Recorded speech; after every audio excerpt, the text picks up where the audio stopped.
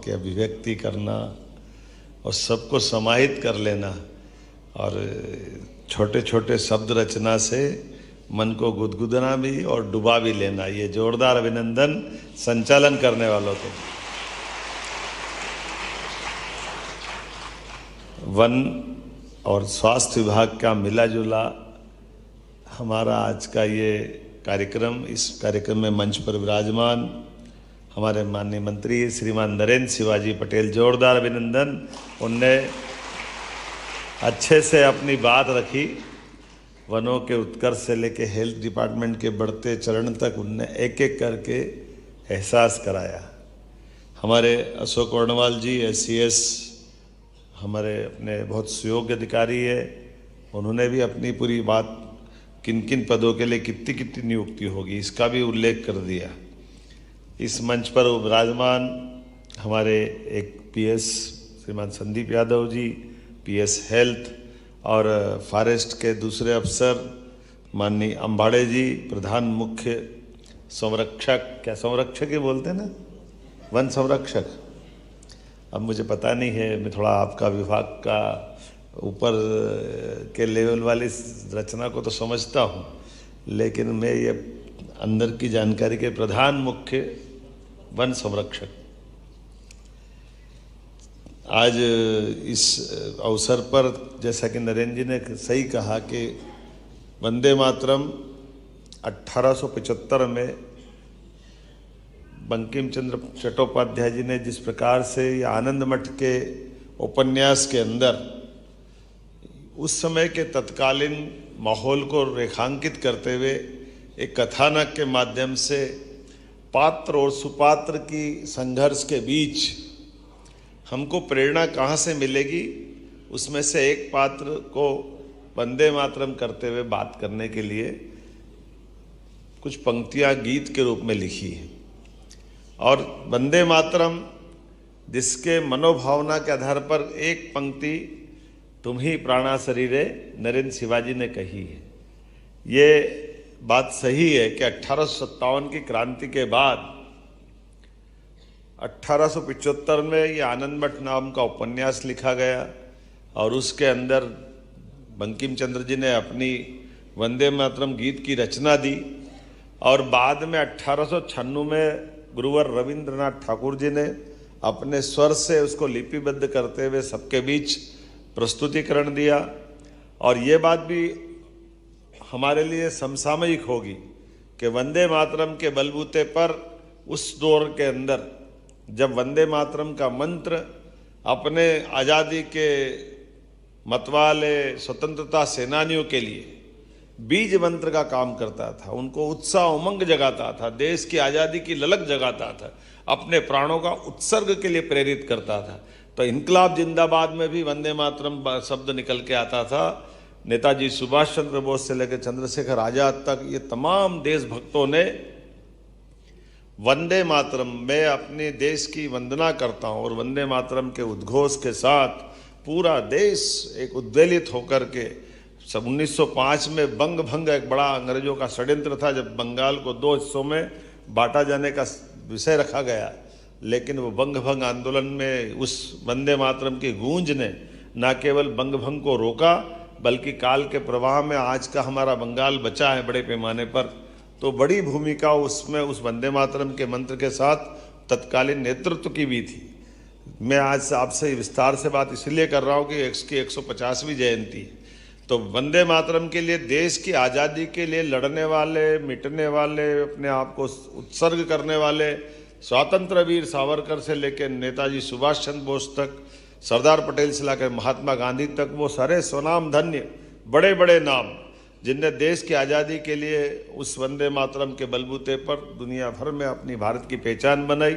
लेकिन ये बात भी सही कि आज़ादी के पहले इन गीतों से जिस प्रकार से हर एक देश के संघर्ष में, संघर्ष के समय बने गीतों ने सबका मार्ग प्रशस्त किया, चाहे अमेरिका हो, इंग्लैंड हो, सारे के सारे उनके जो राष्ट्रगान बने, उनका अंतर्गत जो आने वाली कठिनाई और कठिनाई के बीच जिससे कठिनाई को पार पाने का आत्मविश्वास बनता है, वो उस भाव से आता है।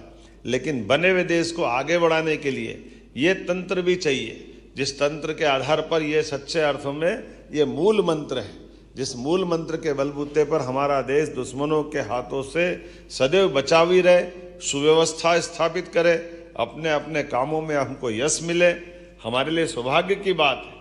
उस उथल पुथल भरे देश के समय जब देश में 600 से ज़्यादा रियासतें थी और अंग्रेजों के द्वारा उस समय छोड़े गए एक घटना से तो देश पूरा अलग दौर में था, जब भारत और पाकिस्तान के रूप में देश का बंटवारा हुआ। लेकिन उससे बड़ा दर्द था अलग अलग रियासतों का छूटा जाना।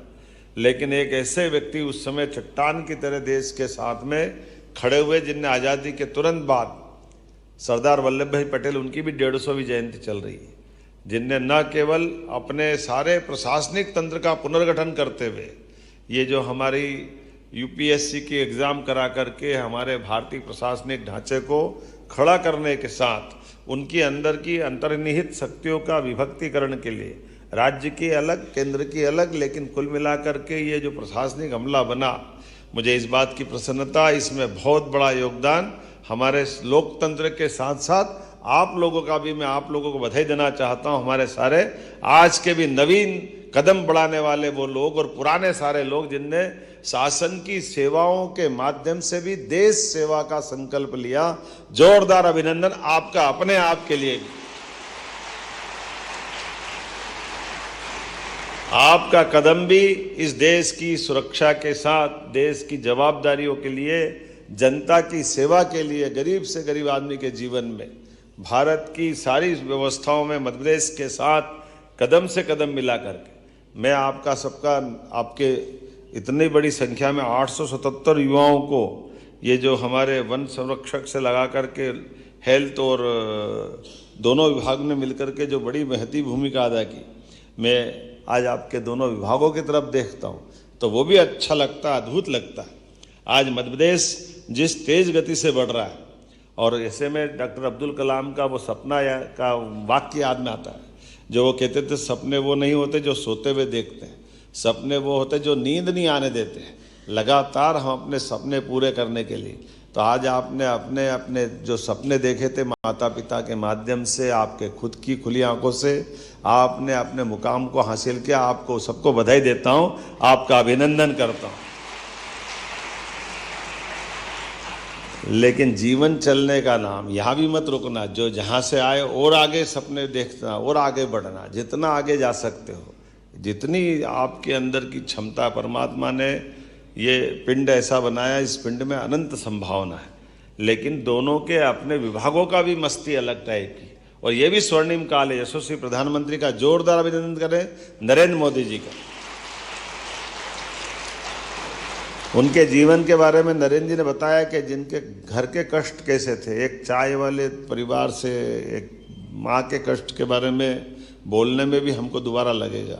हम सब इस कष्ट से निकले, कमोबेश सब, मैं भी उस परिवार से आता हूँ, लेकिन इससे कोई फर्क नहीं पड़ता हम कहाँ से आते हैं। हम जहाँ से भी आते हैं वो अतीत की बात है, लेकिन हमने आज जहाँ खड़े होकर के काम करना प्रारंभ किया, उसकी मिसाल क्या बनी, ये बात मायने रखती है। और इस दिशा में आप सब चलेंगे, ये भाव से मैं आपको शुभकामना देता हूँ।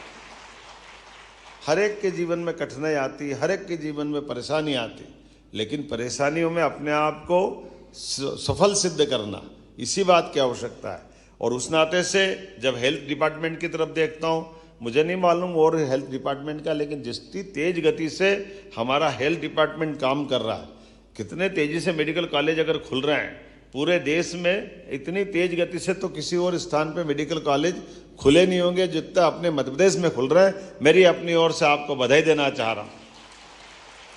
और एक नया प्रयोग भी कि आपके हॉस्पिटल के माध्यम से जहां आप सर्विस करने जा रहे हैं, अब पीपीपी मॉडल पर मेडिकल का हमारा हॉस्पिटल, पीपीपी मॉडल पर मेडिकल कॉलेज खुलवा करके, तो विदेश में होता था, हमारे देश में तो पहली बार हो रहा है कि 300 बेड का हॉस्पिटल पीपीपी मॉडल पे हम उसको हायर करके देने के लिए हमारा स्टाफ, पैरामेडिकल स्टाफ, दवाई, वो बाकी चीज़ें देंगे और मेडिकल कॉलेज खड़े हो जाएंगे।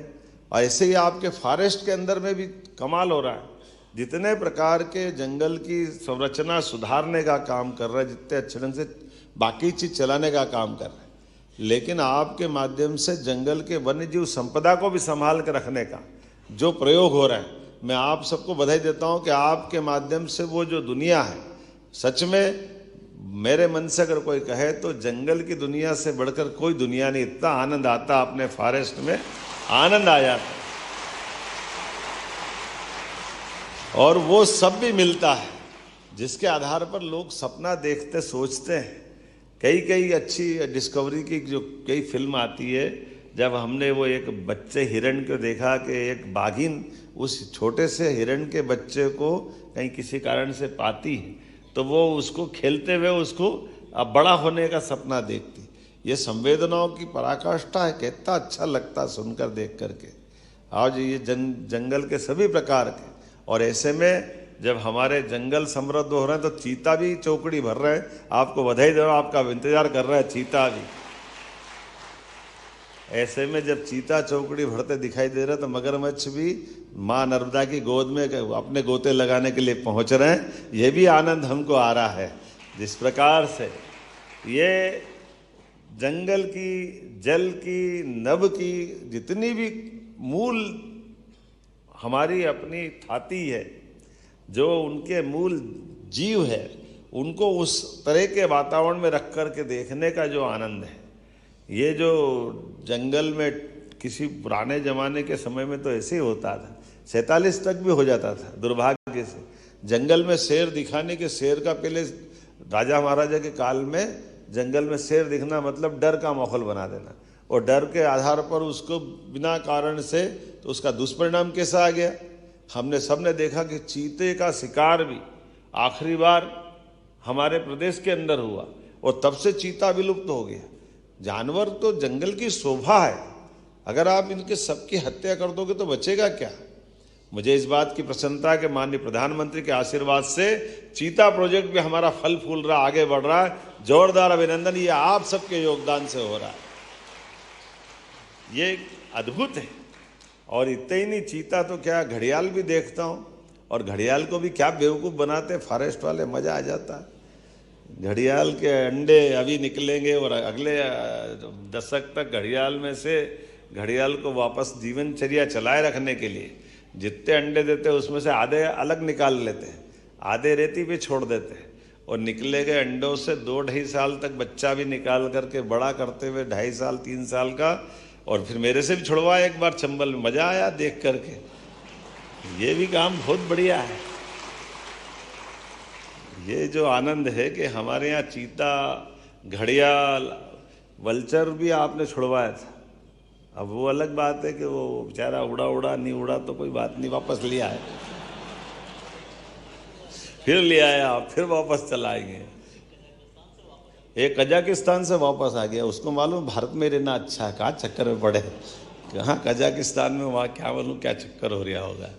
तो मैं मान के चलता हूँ कि जितना ये हमारे विभागों के अंदर के सुख है, और आपको भी एलोपैथिक वालों को बताना चाहूँगा, कोविड के समय से कठिन काल में भी ये जो आयुष डिपार्टमेंट के माध्यम से हमारे सभी क्षेत्रों में समान रूप से ये जो अपनी भविष्य की संभावना है, हमारी प्राचीन पद्धतियाँ, अब उन पद्धतियों में से एलोपैथिक तो है ही है दुनिया भर में, लेकिन एलोपैथिक के साथ साथ भविष्य की बड़ी संभावना हमने अपने भगवान नहीं देखे, लेकिन डॉक्टर को देख लेते, और डॉक्टर जीवन बचाता तो लगता भगवान क्या करता होगा। आपके रूप में लोग भगवान का दर्शन करते। आपको भी बधाई देता हूँ चिकित्सकों के माध्यम से। हमारी सेवा से और अच्छे से अच्छा होता जाए, जितना अच्छा हो जाए उतना कम है। मेरी अपनी ओर से एक बार फिर हमारा मजबूत मध्य प्रदेश, सुरक्षित मध्य प्रदेश, समृद्ध और स्वस्थ प्रदेश बने, इसी भावना के साथ आपकी सबकी सफल सर्विस की कामना करते मेरी बात को विराम देता हूँ। बहुत बहुत धन्यवाद।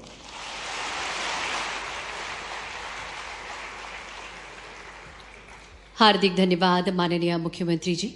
आपके नेतृत्व में मध्य प्रदेश जो आत्मनिर्भरता, समृद्धि और संस्कृति के संगम से उभरता हुआ भारत के हृदय प्रदेश का उज्जवल भविष्य गढ़ेगा, ऐसा हम सभी का सपना है। हम चाहेंगे माननीय मुख्यमंत्री जी के स्वागत और अभिनंदन में एक बार जोरदार तालियां हम सभी के द्वारा। बहुत बहुत धन्यवाद आप सभी का। हार्दिक बधाइयां एवं शुभकामनाएं आज उन सभी को जिन्हें आज नियुक्ति पत्र प्रदान किया गया है। और इस कार्यक्रम के समापन की ओर अब हम बढ़ रहे हैं। आप सभी की ओर से धन्यवाद। तो सीधी तस्वीरें आप भोपाल